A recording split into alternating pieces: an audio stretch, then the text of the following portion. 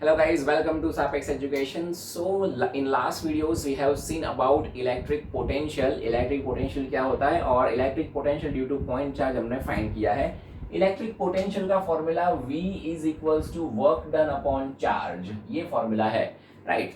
सो potential find करना होगा तो वर्क डन फाइंड करना पड़ेगा, वर्क डन फाइंड करना है तो पोटेंशियल फाइंड करना पड़ेगा, राइट. सो आज की वीडियो में हम ये टॉपिक लेने वाले हैं, finding potential and work done. Potential में से वर्क डन और वर्क डन में से पोटेंशियल कैसे फाइंड कर सकते हैं.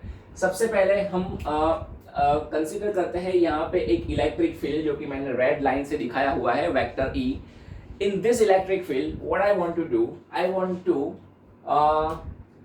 move a small q charge from point A to point B.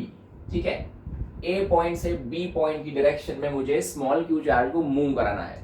Now what happens as soon as I put small q charge at point A, उसके ऊपर इस डायरेक्शन में फोर्स लगेगा, vector F. You can see this q is positive charge, मैंने आगे negative sign नहीं लगाई, ये मतलब वो पॉजिटिव चार्ज है. तो उसके ऊपर इलेक्ट्रिक फील्ड की डायरेक्शन में फोर्स लगेगा. मुझे वो फोर्स की कुछ अपोजिट वाली डायरेक्शन में, मतलब उसके अगेंस्ट में मुझे ले जाना है ना. इलेक्ट्रिक फील्ड के अगेंस्ट में मुझे क्यू चार्ज को ले जाके बी पे पहुंचाना है. So I have to do work against that electric field and I want to find that work done from the potential.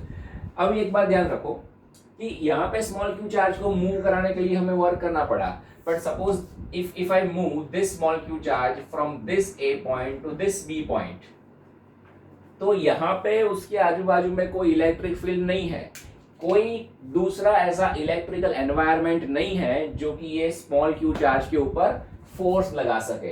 तो यहाँ पे ए टू बी मूव कराने के लिए मुझे कोई इलेक्ट्रिकल वर्क नहीं करना पड़ेगा, राइट. इलेक्ट्रिकल वर्क कब करना पड़ेगा, जब उसके अराउंड में दूसरा कोई इलेक्ट्रिकल एनवायरनमेंट प्रेजेंट हो, तभी करना पड़ेगा, जैसे कि यहाँ पे है. सो यहाँ पे मुझे वर्क करना पड़ेगा. सो वर्क डन फाइंड करना है तो कैसे करेंगे.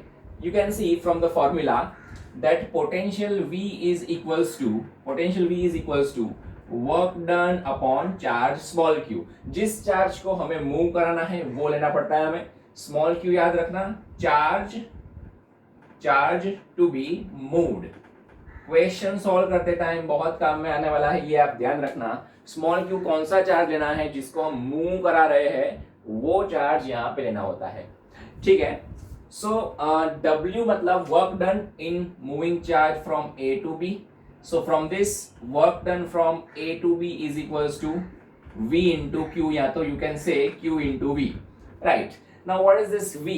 V मतलब हमने क्लियरली देखा था उसके कंसेप्ट में, हम A to B गए ना इलेक्ट्रिक फील्ड के अंदर, हम A पॉइंट से B पॉइंट पे ट्रैवल हुए. सो हमें दोनों पॉइंट पे पोटेंशियल मिलता है, पोटेंशियल तो हर जगह पे मिलता है ना. तो A पॉइंट पे पोटेंशियल होगा VA और B पॉइंट पे पोटेंशियल होगा VB. As we have moved from A to B, so हमें क्या करना पड़ेगा, मैंने आपको कंसेप्ट में भी बताया था पोटेंशियल के कि हमें दोनों का डिफरेंस लेना पड़ेगा. A टू B जाते हैं तो VB माइनस VA लेना पड़ेगा. दैट मीन्स यहाँ पे VB माइनस VA ऐसा लेके हम आगे जाएंगे, और using this you can find out the work done. So this will be the potential difference between point A and B, right. potential difference PD, ठीक है. सो हम potential difference कैसे फाइंड कर पाएंगे, अगर हमारे पास इलेक्ट्रिक फील्ड है, चार्ज है, तो उसके ऊपर से हम potential difference कैसे फाइंड कर पाएंगे. वो potential difference फाइंड करने के लिए we have derived this formula, if you remember, delta V is equals to integration from A to B, right. A to B गए हैं हम, तो A to B vector E dot vector dx, या तो dr या तो dl, whatever you can take.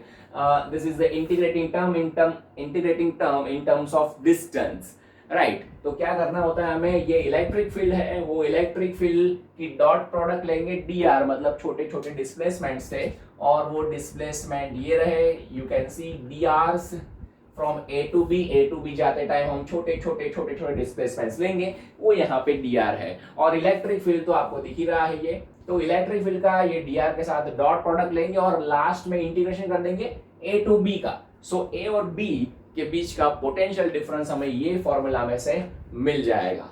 Okay और ये फॉर्मूला फाइंड करने के बाद उसको यहाँ पे रख दो, सॉरी पोटेंशियल फाइंड करने के बाद उसको यहाँ पे रख दो और Q से मल्टीप्लाई करो, so you will have the work done Q into delta V, right. So in this manner you can find out the work done, ठीक है। Work done equal to charge into potential, या तो potential difference लेना पड़ेगा आपको और वो potential difference आपको उसकी डेफिनेशन या तो उसके फॉर्मूला के अकॉर्डिंग फाइंड करके लेना पड़ेगा, ठीक है।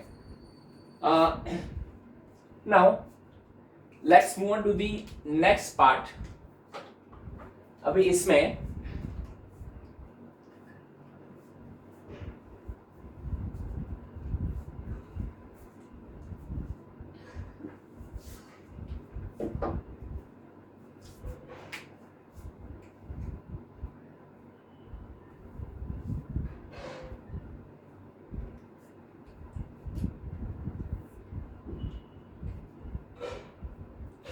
okay, so now let's move on to the next part of the video, finding potential।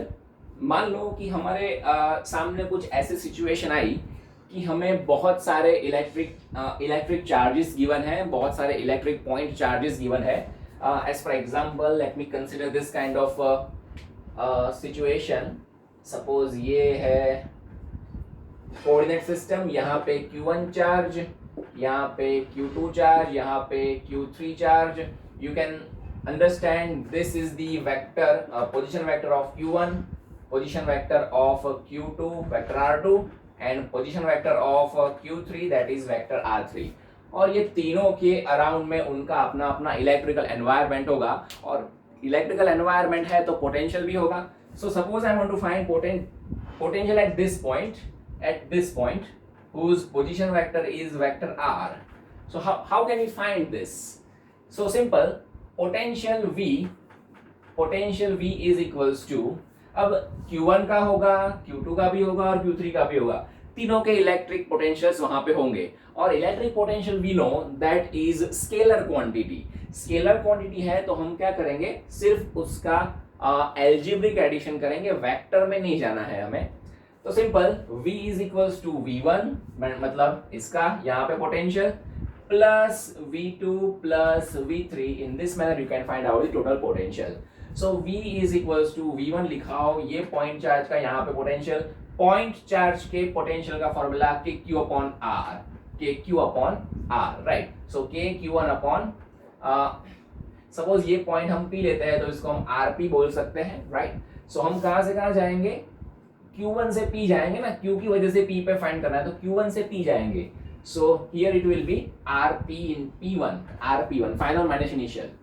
So ये हो जाएगा potential due to Q1 charge plus KQ2 upon RP2 plus KQ3 upon RP3, ठीक है। सेकंड चार्ज की वजह से potential और third charge की वजह से पोटेंशियल, तो आपको करना है सिर्फ एल्जेब्रिक एडिशन। अगर मान लो कि ये Q3 चार्ज है वो नेगेटिव है, -5 है, तो -5 लेके आपको आगे जाना पड़ेगा।